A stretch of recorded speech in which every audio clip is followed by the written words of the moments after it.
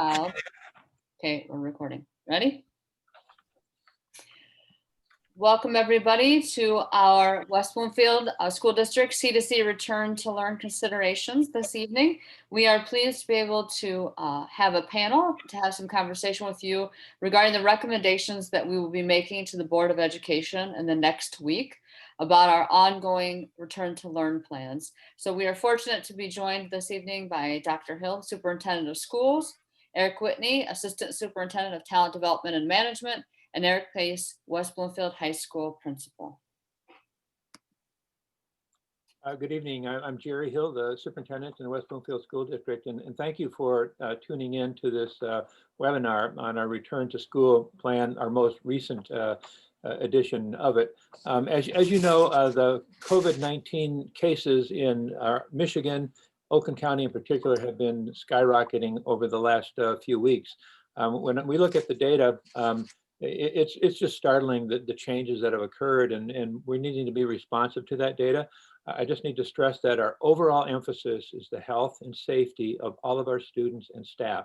And in order to ensure that we follow closely the information provided by the Oakland County Health Department, I'm just going to give you a couple of statistics that show an alarming trend from my perspective. The total number of cases in Oakland County as of the week of October, ending October 27th, was 2,570 cases, 2,570. 10 days later, on November 10th, 5,905, more than doubling the cases in a 10-day period of time.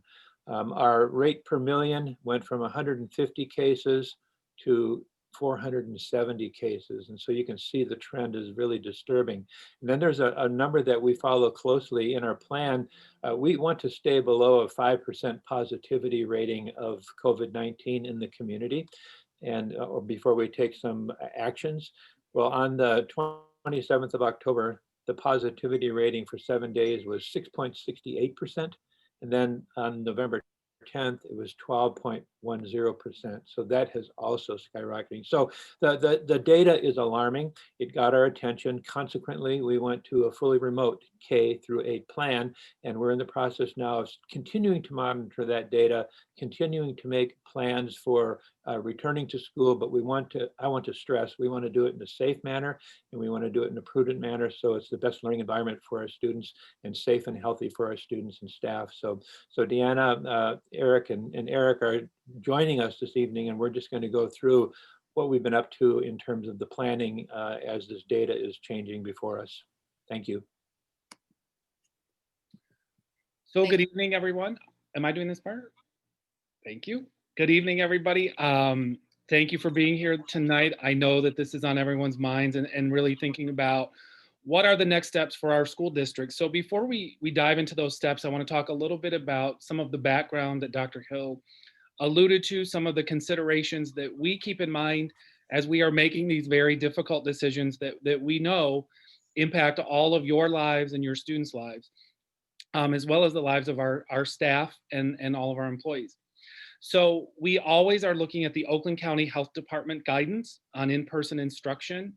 I'm going to talk a little bit about that in just a few moments in a couple of slides, but there are risk factors that the health department considers, and they publish their rating level for our county, if you will, in terms of those risk factors. And that's a very important consideration in our planning.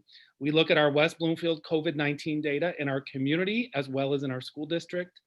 We want to share with you a little bit of stakeholder survey feedback this evening. We did put out a survey to our families and to our employees. I know many of you probably participated in that. So we'd like to give you an overview of what that information yielded for us. Additional support that we need to put in place in our school programs based on that feedback. And we want to talk a little bit about our C2C Return to Learn timeline. So this document I know is very difficult for you to read this evening. It's going to be a challenge for you to take a look at that, but we will, I think, Deanna, be able to send this out when we send out information to you so that you have a link to it and so that you can understand and take a look at really all the way back into early October when we started looking at our next steps in terms of the school district, what our planning would be for this fall. taking into account all of those considerations and how we would be able to move forward across our school district. So I'm not going to dive into that, but we will promise to get that out to you so that you can see that in depth yourself. So the Oakland County Health Department publishes guidance for in-person instruction for school districts in the county. This is what that guidance looks like, and it is a matrix of risk indicator level and coupled with what is happening in the school district. So you can see we are currently at risk level E in Oakland County, which is the highest level of risk that our county can be at. So we went very quickly from level C. I think we stayed at D maybe for about a minute, if that, and then we were at level E because of the cases in our surrounding area in Oakland County. Going across the grid, you'll see sort of that level, that risk level paired with what is happening in our school district, whether there is ongoing transmission, in our schools, whether there are no cases in your school, or whether there is a considerable outbreak. And so at level E, you can see the middle column is when you have cases, which we do have cases in our schools, or to the far right is when you have ongoing transmission in your schools, which we so far do not have in our school buildings. For both of those levels, at level E, the health department recommends that we consider remote instruction in the entire district. And so you know that we've recently made that decision for all of our students to learn remotely through November 30th is the plan at this point in time. So moving on, you will see if you are a follower of this COVID data, like many of you are, if you are an avid data geek and you like to look at this and you like to track it from day to day, you will see that this is a map of Oakland County, and the health department updates this on their website, on their COVID dashboard. And you can see on this the cases per 10,000 people, and you can track the rates in individual communities and the county as a whole. So part of our planning involves reviewing this information with the health department and taking a look at the data of what's happening in our community day by day.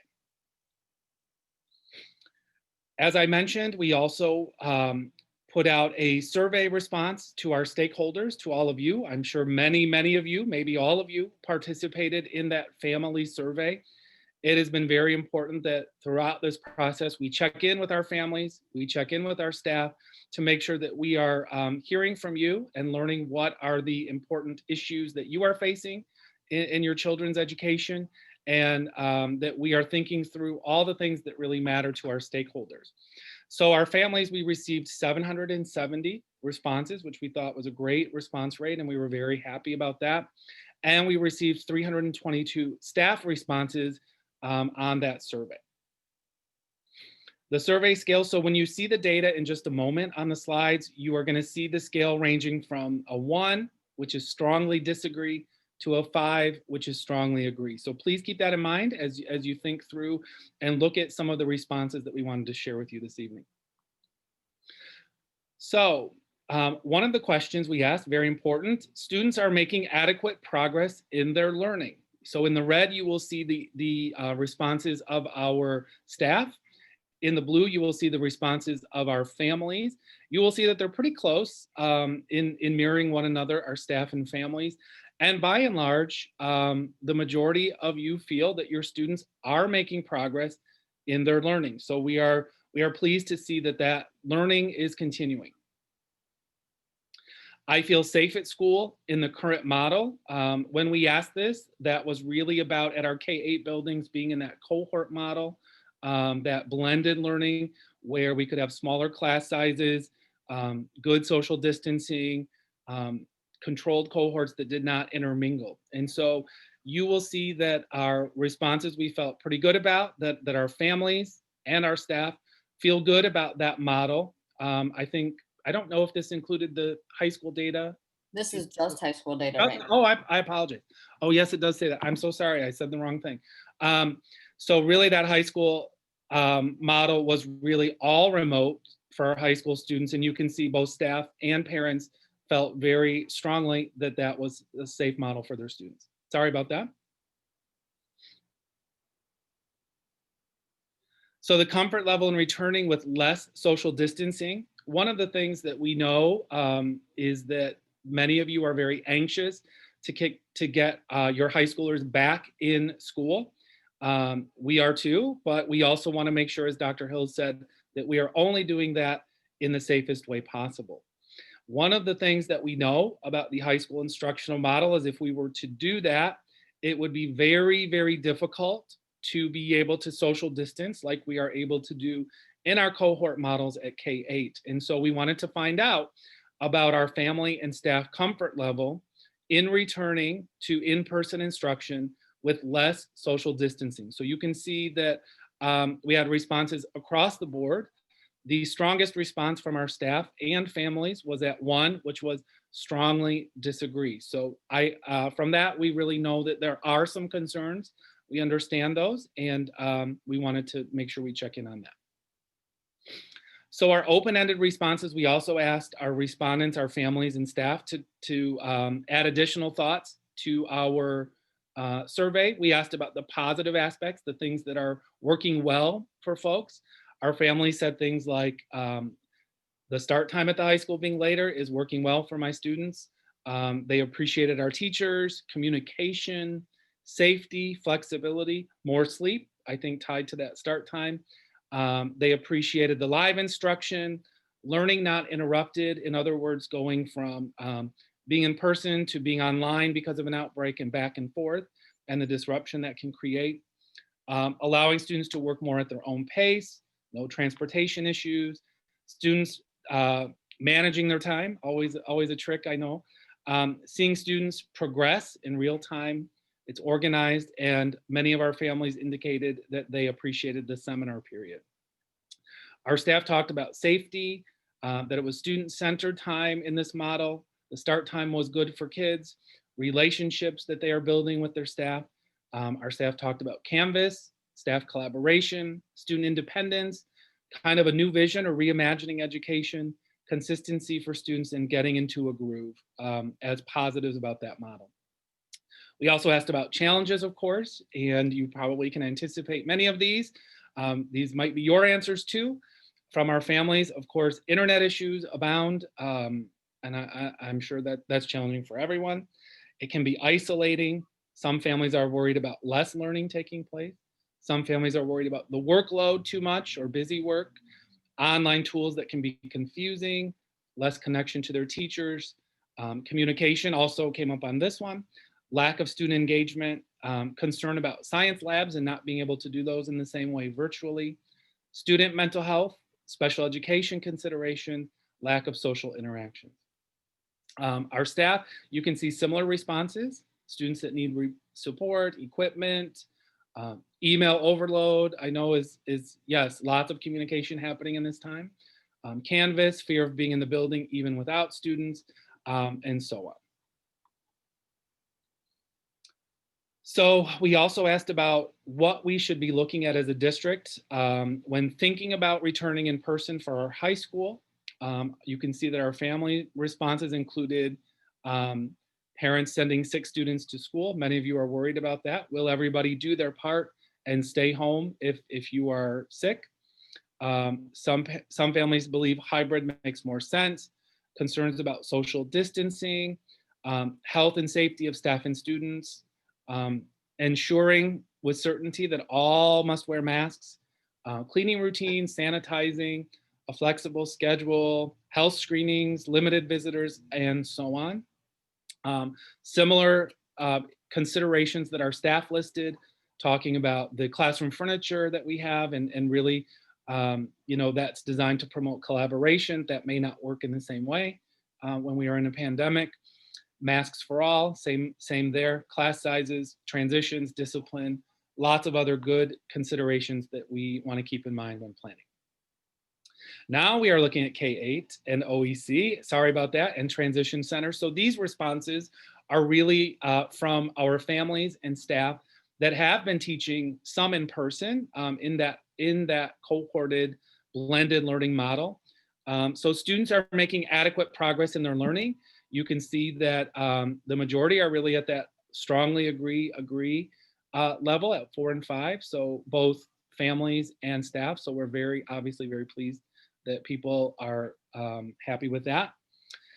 Are you safe at school? Are your children safe at school in the current model? You can see that our staff and families agree that this blended learning cohort model is working and is keeping kids safe at school. What would your comfort level be with less social distancing? Again, you can see less comfort. You can see our responses at the strongly disagree and disagree level, spaced out across. And then we have in our families, 32% that would be comfortable with less social distancing. We asked those same open-ended responses of our K-8, OEC, and Transition Center parents. We asked, what are some positive things about the current model? And so you can see some of those responses there. People like the safety, smaller class sizes, seeing students progress, flexible schedule, communication, lots of similar themes. Cloud care also up there. From our staff, hybrid model is working well, smaller classes. Mask wearing seems to be going very well. All the reports are very good that students and staff are feeling comfortable with masks and it's going well. We also asked about what are some of the challenges of the current model, I think. We did. So multitasking as a parent, that's right up there at the top. Not challenging enough in terms of the rigor of material.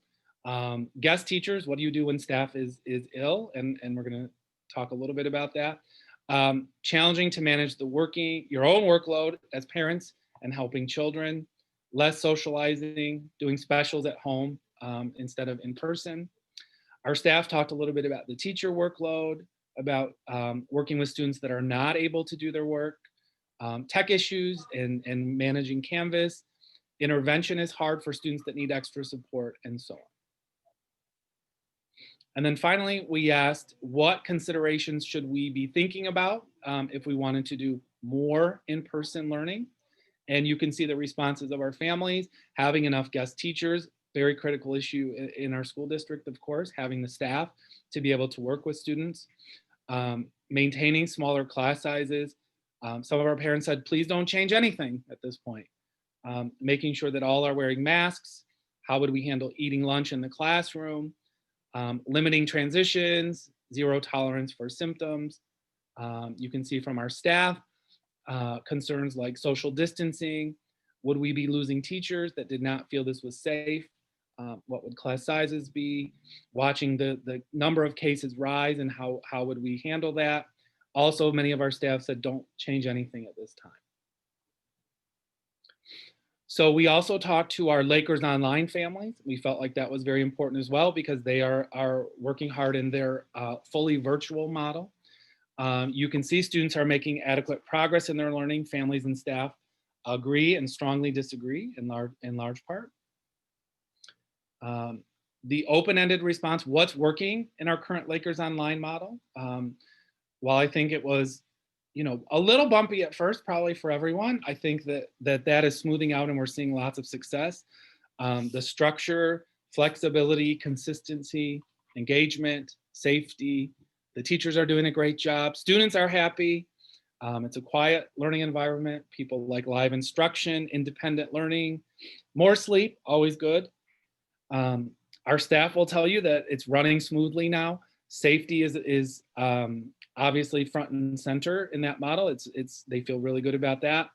Learning new tech and growing their skill set, our staff, which is always great. Students are independent.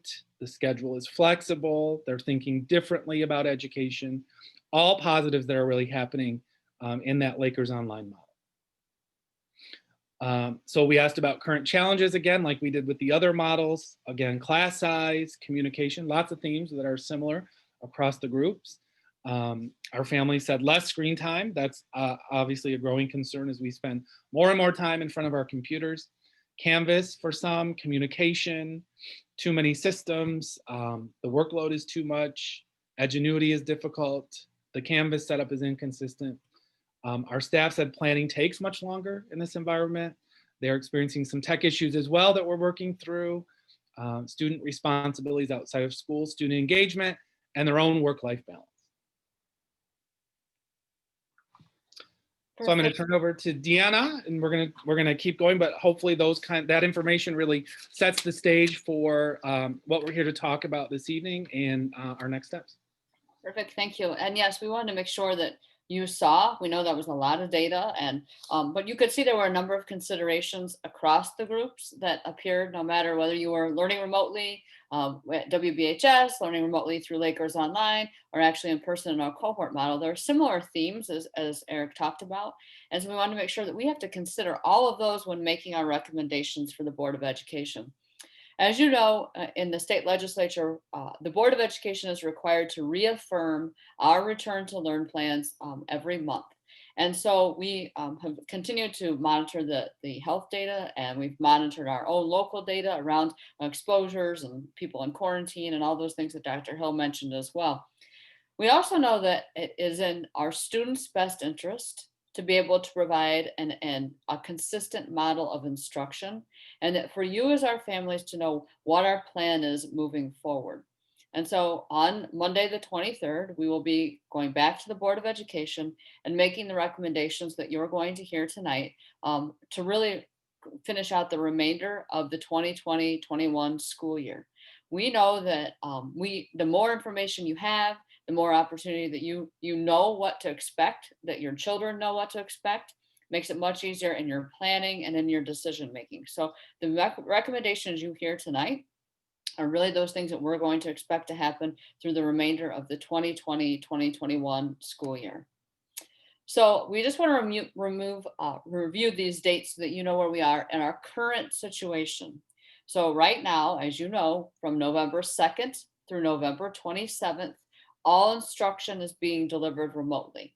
And this was due to the fact, as Dr. Hill shared and Eric shared, that the matrix that we use in the county, the number of the infection rate, the positivity rate that we're seeing really dictated our need to take a pause, no different than what we really are seeing across the state of Michigan now, in order to stop that spread. So all instruction is being delivered remotely.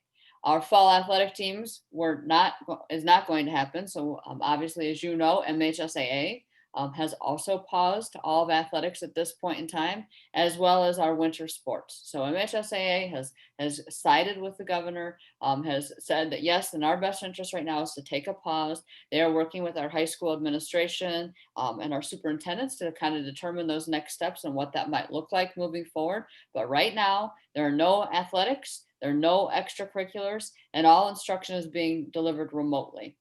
We know that actually for high school, for OEC, and then around the athletic and extracurriculars, that this actually continues until December the 8th per the governor's order. So that's kind of where we are in our planning at this point in time.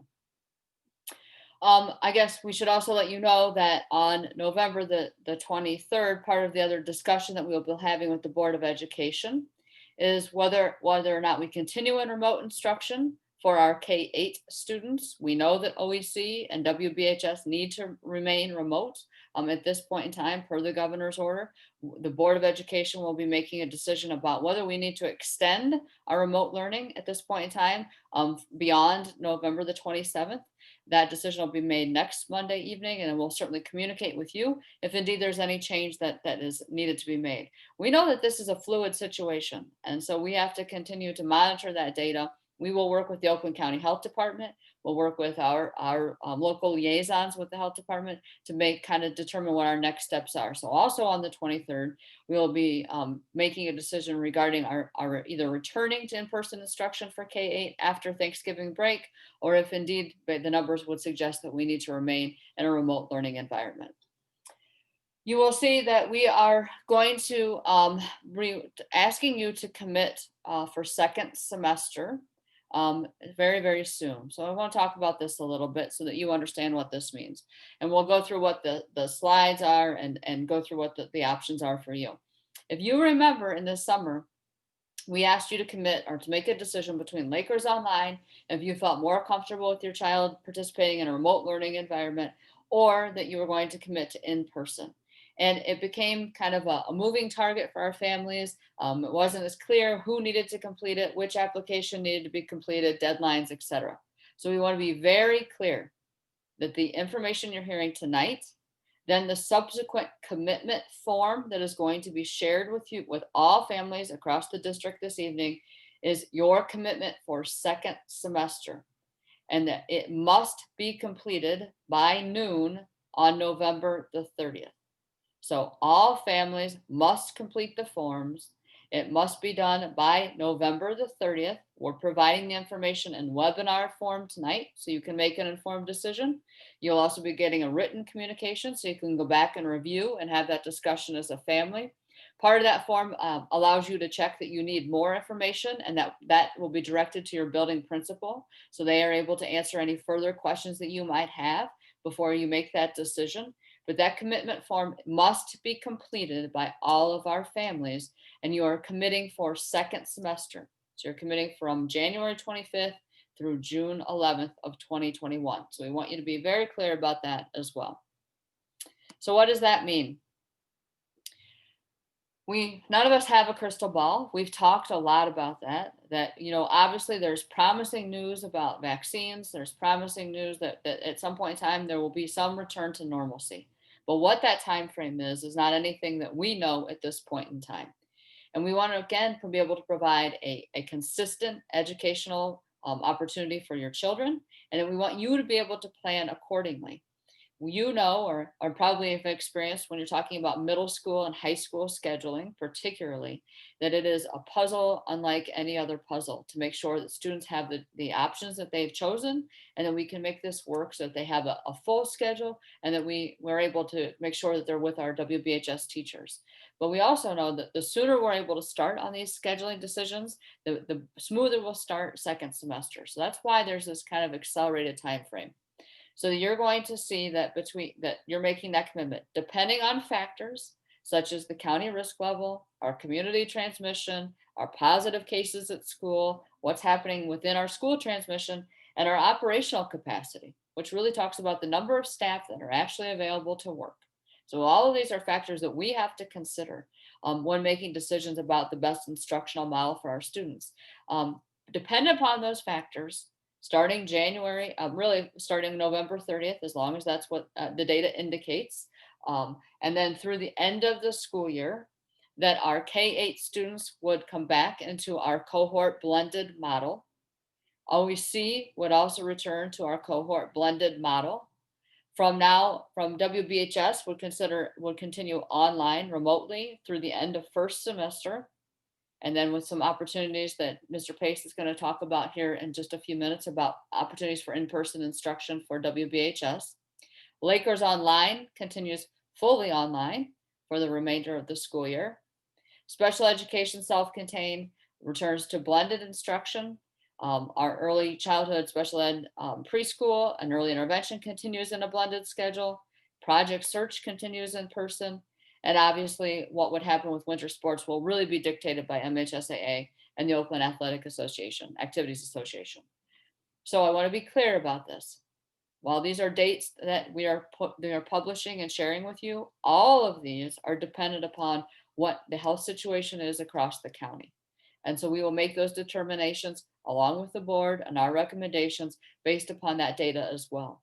But as you can see, what we are telling you today is that our families we're telling you that the district is going to remain in a blended cohorted model, what we're currently doing when we're in person, K-8, OEC, and the transition center for the remainder of the school year.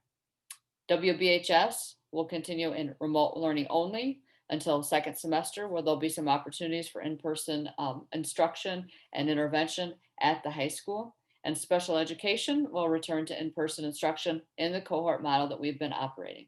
So we want you to be very clear about what the recommendation is that's going to the Board of Education on Monday evening. When you think about all those things and it's spelled out again for you, I want to talk a little bit about why these decisions have been made. The reason why we went through some of that stakeholder feedback with you was to show you that our families feel strongly that in this current situation with COVID, that our blended model is what is working and is keeping students safe, and that they're making progress in their learning.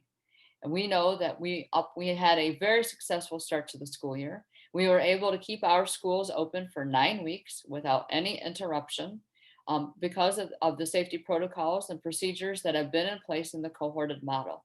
With the uncertainty with COVID and certainly not knowing when a vaccine might be available, probably bringing students back into any other form than in this cohort model would result in building closures, classroom closures, quarantine of staff, quarantine of students, and just a general disruption of learning. We've not had that up until the last few weeks when we had to make the decision to move remotely. And quite honestly, because we were successful in our remote learning in the spring, we were able to move just as quickly and pivot to remote learning in the last few weeks, which is really a credit to our teachers and to our families who understood and our students what that means to be remote learners. So we've been able as a district to do some incredible things. And we know that this consistency is really what is best for our students. So we want you to see that this is what we will do for the remainder of the 2020-21 school year. We understand that potentially COVID numbers could decline. We could see things that look different in the spring, et cetera. So we'll talk a little bit at the end about how we might have opportunities for students to participate in some in-person activities once those cases subside, some intervention opportunities, places where they can get some mental health support and some interaction with their peers once it is safe to do so. The data right now does not suggest that it is safe to do so. And we really don't anticipate that data changing much after the first of the year, or quite frankly, probably throughout the winter. At this point in time, I'm going to turn it over to Mr. Pace, who's going to talk about the high school return to learn schedule and their planning. All right, good evening, everybody. Eric Pace, high school principal here. Hopefully some of the data that was shared with you tonight is something that can help guide the conversation I'm about to lead you through as to our decision-making process and what we've been looking at to be able to provide safe and meaningful learning opportunities for our students.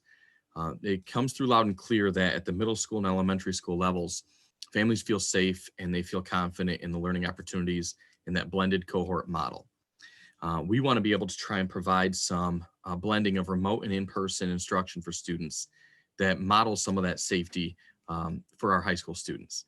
So in order to do so, we want to adapt our teaching and learning to be flexible and be driven based on community and student need, and also to mirror our Portrait of a Graduate expectations. And finally, to allow families to have choice, to not force anybody into a model they're uncomfortable with, but really make this something that works for each family and each student. So the reasons why we're looking at changing from our fully remote model are what you see here. We've been fully remote, honestly, since March of last year, but for the duration of this school year. And our students' needs are going to be different, and in-person learning opportunities may be more essential for some students than others. And we want to make sure we maximize that time for those students. We know that socially distant and safe experiences are essential for students in their progress, and that also there's some things that we can't do. So we've looked at a lot of models, one of those being where students are in class or virtual at the same time based on their choice, and a teacher teaches in both environments simultaneously. That has not proven to be an effective model in any iteration that we've seen it. And so we want to be able to find something different that still meets those needs. Also, the cohorting of students that you've seen at the middle school or elementary school in small groups has proven effective. But at the high school level, with the vast array of classes that people take, it's not possible to cohort in the same way and still provide in-person instruction safely. So we needed to find a different way. So here you're going to see a list, and then we'll put it in a visual for you of some action items that we're recommending to the Board of Education for us to adapt our schedule to kind of meet all students' needs, both remotely and in person when it's safe to do so. The first thing, we currently have our office hours, or currently called seminar period, at 1 p.m. daily. We're looking at moving those office hours to 8 o'clock a.m. daily, except for Wednesdays. We would then still start classes at 9 o'clock a.m. We would have our even days moved to Monday and Thursday for 3 50-minute remote classes. Then we'd have our odd days Tuesday, Friday for 4 50-minute remote classes. What that does, currently our fifth hour is 4 30-minute periods per week. It would move those to be the same type of class that you see in our other periods, where you'd see them twice for about an hour each. Both families and students, along with our staff, have said that that's a change they would love to see. We would continue with our asynchronous Wednesday. And then what I think is the most important change here is we would begin to offer scheduled in-person office hours from 12:50 to 3 o'clock in 2 different sessions, Mondays and Thursdays. and then scheduled in-person office hours from 2 o'clock to 3 o'clock on Tuesdays and Fridays. So you'll be able to see a visual representation of that schedule here. You'll see the lunch periods in this will float based on the day, because you're going to have 4 classes one day and 3 another. And those lunch periods are going to be a little more extended than what we've currently had. And that will allow for travel time if students are going to plan to come in those afternoons. So again, you're going to see at the morning here, the remote office hours each day that classes meet, and then 2 sessions of in-person office hours in the afternoon on 2 days, and then 1 session of each on the other 2 days, Tuesday and Friday. So I'd like to talk to you a little bit more about what the office hours are and what this is going to do for our students. So the expanded office hours takes our individualized and group supports from 1 to up to 3 hours for students daily, depending on which day of the week it is. A student can choose the remote option in the morning, or they could choose the in-person option in the afternoon, or they could choose both if that's something that they feel they need. We'd still allow for drop-in sessions in the morning. If student just had some questions they need to have answered or some individual time with that teacher, they could do so without scheduling it. But for the in-person sessions, we would definitely have to schedule with capacity limits on our classrooms. What this does is effectively allow us to cohort students just like you see at the middle school and elementary schools. So what is our expectation for these in-person office hours? This is where we can do some reteaching, some lab experiences in classes that use a laboratory experience. They can work directly with their teachers and build personal connections. I do want to state, though, that this is not going to replace class attendance. So the direct instruction that you're going to receive will still be remote in the schedule that you saw for the mornings, but you can get reteaching and individualized or group supports at really quite a bit of time per day in person in the afternoons. Other important things to note is that you still can choose a fully virtual plan if that works for you. So you could come to the 8 o'clock a.m. virtual office hours, if that's what you prefer, and then participate in all classes virtually. This also allows our students safe interactions with our staff and with each other in small groups with no large passing times. Okay, this again, it allows the effective grouping of students like you see in the middle school and high school. We know that large groups of people are what is contributing to the spread of this virus. So things like lunch on a campus of 1,800 students are something we can't offer. And then classrooms that have 30 plus students in it, we'd quickly run into a staff shortage and building classroom closures if we went back to that model.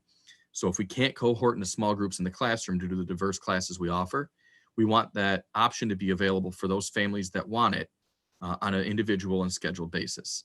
This eliminates the need for the teachers to be with so many students at one time and so many students to be together at one time. It eliminates the need for staff to work in 2 modes simultaneously. They can still focus their efforts on quality instruction in 1 modality at a time. And then when we can return with all students, so in the event that it's safe now to not have to worry about the 6-foot social distancing and we can bring students back, we plan to do so on this same schedule. The reason being, we can still provide these additional supports to close any gaps that may have occurred and really ease up that transition and speed that up with the continuing support. So we wouldn't have as much lag time to get students back in the building full time if it proves safe.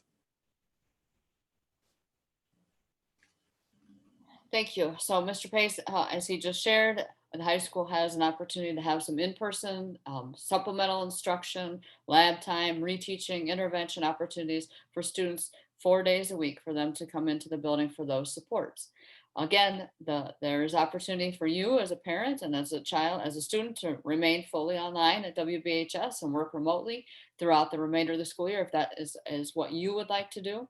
And or you can choose to come in almost daily for that support. And so we feel like it is a great model. It addresses many of the concerns that you saw in our stakeholder feedback, that we aren't able to socially distance, but the need to get students back into the buildings is very, very important. And so we feel confident that Mr. Pace and the team of educators and parents who helped develop this model feel that this is something doable and it will really meet our needs in this kind of unprecedented year that we continue to experience, and as we try to adapt our teaching and our learning and opportunities for students to engage with their teachers and their peers during this course of the school day. One of the things that we heard a lot about in our stakeholder feedback that will also play a role in our decision making for our K-8 cohorted models going forward is that we know that our students who are struggling need to have more opportunity for face-to-face time. And we have a good plan in place that we will begin to enact once we're safely able to come back into the buildings. So that those students who might be struggling with math instruction, or might be struggling with reading, or might just need to have that kind of consistency that we've identified as having those needs, will have some opportunity for additional face time. That might mean they stay an extra afternoon a week if they're in the morning cohort, or 2 afternoons a week, or come in a morning a week if so needs. So we are working on kind of finalizing those plans, identifying those students, making sure that we can do that safely once we're able to return to face-to-face instruction. We have evening support that we're going to be able to provide for our teachers via Zoom, for our students by our teachers via Zoom. One of the things that we heard was my child might really not need reading instruction. They don't need to see specialized reading. What they really need is to get a math question answered that they didn't understand that day. Or, we did social studies and there's a project and they were unclear about the timeline or the expectations. So we'll be providing evening Zoom support for our students by our teachers. We look to start this very soon, probably after we return from Thanksgiving break. We'll at least have the structure in place and be able to give you some more details about how your child can access this Zoom. This will continue throughout the remainder of the school year as well. So even though we're going to be in the cohorted model, we will have opportunities for students who are struggling to come in and get additional support, not unlike the high school. And then we'll also have evening opportunities for them to Zoom in and get their questions answered and to receive some intervention if need be. We continue to provide social emotional supports, but from our social workers, from Becky Heisch and Lynn Swearhorn. We've done some mental health surveys with our students, particularly at the secondary level. It has led to some swift action when needed. It also has provided us the opportunity to have one-on-one meetings with the counselors to begin to think about what groups might look like, and some opportunities just to make sure that the students are feeling supported in this really stressful time. What we found in those mental health surveys was not necessarily that students were struggling with, I guess, probably being isolated and at home, but more so just how to manage their time and manage the workload. And so we will be continuing to work with our teachers about how do we help students find that balance, and how do we make sure that what they're getting is exactly what they need and not too much and not too little. So those conversations are ongoing as well, because student mental health is very, very important to us.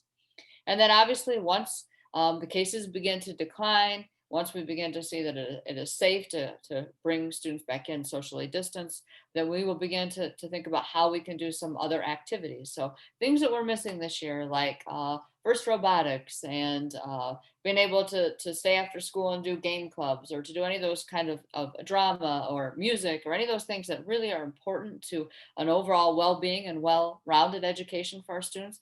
We'll find ways, once those cases begin to subside, to provide those opportunities for those students. So if that's late spring, if that's early spring, whenever that might be, we'll continue to find those opportunities for kids to be in our schools and to have the opportunity to engage with their teachers and with their peers. I guess I would just say that we will continue to seek your feedback as parents throughout the course of this as well, and about what's going well and what we need to continue to refine. You know that we have not shied away from taking your feedback, from making tweaks on the fly if need be, from really trying to make the best decisions possible for our entire West Bloomfield School District. It's a large organization with a number of students and staff, and so we really have to remember that we're meeting the needs of everyone. I would just say that, so that once again, I'm gonna turn this over to Mr. Whitney, because there may be some questions about, if I would choose to have my child move from Lakers online at second semester back to in-person, what does that mean? And what's that timeline for when I might know when my child's class placement will be completed, or vice versa? If I'm going to move from in-person to Lakers online because I just feel like that's the best move to remain fully remote for our family, what that might mean for class placement as well. So I'll turn it over to Mr. Whitney at this time. Yeah, thank you. I just want to mention this because I know it is a question that's on the mind of our staff. Certainly it's on the minds of many of our families, is what that looks like. And really our staffing is driven by the choices that you make on that survey. So once that survey, in terms of your commitment for second semester, once that closes on November 30th at noon, we'll be taking that data and we'll start making those decisions about staffing. And while I would love to promise that There will be no changes to staff. If you have a 5th grade teacher that you love, that person will continue to be your teacher. We certainly hope that will be the case. That's very important to us. It is a priority to maintain consistency. We also know that there may be some movement back and forth between online learning and our in-person learning. So we expect to take that information and to be working through the planning process with our principals, with our union, and take that process. Really will take us most of December, and we'll be working on that as fast as we can. It is like a giant puzzle, and we want to put all those pieces together in the best way that we can. So we hope that you will have information right after the break at some point. I cannot guarantee that. We will be working as hard as we can to make that happen and to notify you prior to the beginning of 2nd semester as soon as we can if there are any staffing changes that become necessary. I just want to reiterate, all of the staffing is really driven, like it was this summer, driven by the choices that you make in terms of that program for your children. So in closing, we just have a kind of a quote about how this is us together, that we're in this together, and that it sometimes feels like maybe these decisions that we have to make as a district doesn't necessarily meet your needs or necessarily satisfy anyone in these really trying times. We are using data to make our decisions. We are using what we know about what's best for kids instructionally, about that consistency. And so that is why we wanted to come to you today to explain what those recommendations are, and that you'll be able to make that decision as a family. We're not forcing you into a decision. We're giving you options that might work for you. So you have in several days to consider what is best for your family. The survey that will be coming to you, the commitment form that will be coming to you, will be sent via school messenger. So you should look for that, which also means that you should make sure that your email is up to date in PowerSchool, because it's going to be sent via school messenger. We'll also have it available on our website so that you can complete it. You must complete the form for each child in your family with a commitment for 2nd semester no later than noon on Monday, November the 30th. So you must have that completed. If you have further questions within the survey, within the commitment letter, it asks you to identify what the question is, and then we will kind of send it to the right person to get back in touch with you to answer those questions. More often than not, that's going to be your building principal. And so we want to make sure that you have all that information in front of you as well. It is imperative. These are hard dates. Unlike what we did in the spring or in the summer, where we allowed some flexibility in Lakers Online and movement between in-person and Lakers Online, we cannot do this time. So you must make a decision by November 30th, and the decision that you make is what you're committing to for the remainder of the school year. So we want to be very clear about that. We can't continue to move students back and forth. So we want to make sure you understand that what you submit is what you're committing to as a family for the rest of the 2020-2021 school year. As always, we feel very fortunate to have you as our partners in our quest to do what's best for kids and to provide instruction. We know that you have been very good to all of us and have been exceptionally certainly positive to our teachers and to our principals about the hard work that they're doing each and every day. We thank you for being willing to be flexible and to understand that these are tough times and they are tough decisions, and that we do need to do what's best for all students in order to provide the highest quality of instruction with the most consistency and keeping our students safe and our staff safe. So we thank you for all that you're doing. Please look for that form later this evening. Take some time, have discussion as your family, and then make that determination and have it completed no later than Monday, November the 30th at noon. Thank you and have a good evening.